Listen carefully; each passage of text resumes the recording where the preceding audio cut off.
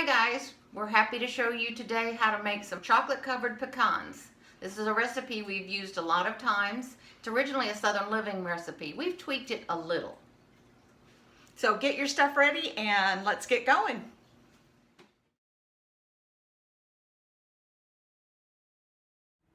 Okay, very few ingredients. We have 3 tablespoons of butter, which I'm going to put directly in a pan that has a raised edge because the butter's going to melt and we're going to toast all the nuts. And I'm going to take this over to the oven at 300 degrees and put it in there so the butter can melt. It just takes a few minutes.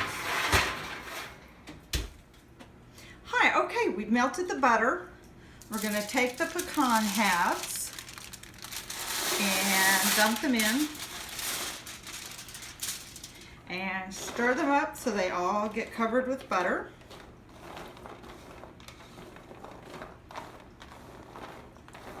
This is exciting, isn't it? Yummy. Yes, it smells very good. There's nothing like the smell of melted butter. Okay. And we're going to stir them a couple more times in the cooking process, but this will get them going. Okay. Now that we've kind of got them all, a little bit of butter on all of them, I'm going to put them back in the oven. They're going to cook for a total of 30 minutes, but we're going to stop and stir every 10. Oops.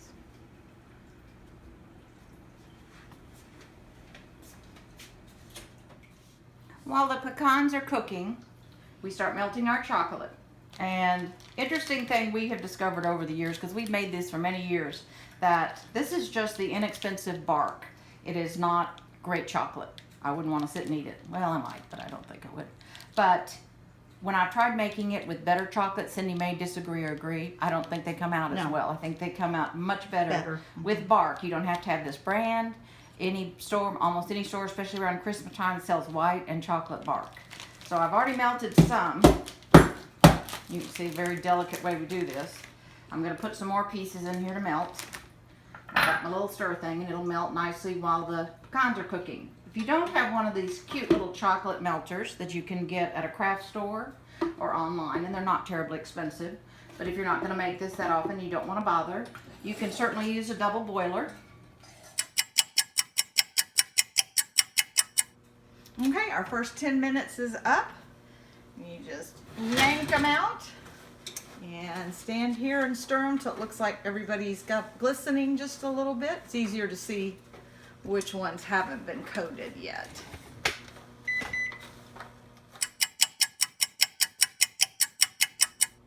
Okay, 20 minutes has passed. We're on our finishing up our second 10-minute interval.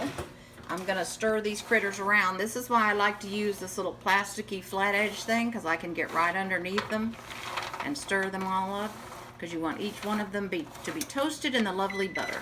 And there's the oven saying, shut me, shut me. Okay, so I'm gonna shake them a little to even them out. We're gonna put them in for 10 more minutes and then we're done with this part.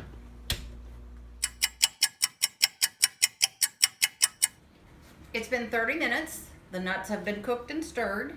The chocolate is all nicely melted. Cindy and I do it that a little differently. I don't bother to wait the 2 minutes. I'm sorry, I don't know what I'm doing. The 2 minutes, I just dump them in the chocolate. But she does hers in a double boiler, so it's probably at a higher temperature. I use a fork. You can use a spoon. There are special things you can use to dip these in. So I'm stirring in my nuts into my chocolate till they're nice and coated. Now the original recipe, which was the Southern Living recipe, said chocolate pieces, and you made little mounds of pieces. It was more like a candy. But when we first started making these, our dad had huge pecans that he had picked up off his brother's farm, Uncle Elmer, who also went to East Dallas. And they were so big, we just started coating them by themselves. And we tend to still do that. Sometimes when I get tired toward the end, I might clump some up. But we kind of set them out there like individuals. And then you can leave them like that. But sea salts and salt and sweet have become such a big thing. I tend to coat mine with a little bit of sea salt now. I don't think Cindy does that. No. But I do that. And they taste delicious either way. I think it's the roasting in the butter that makes the difference.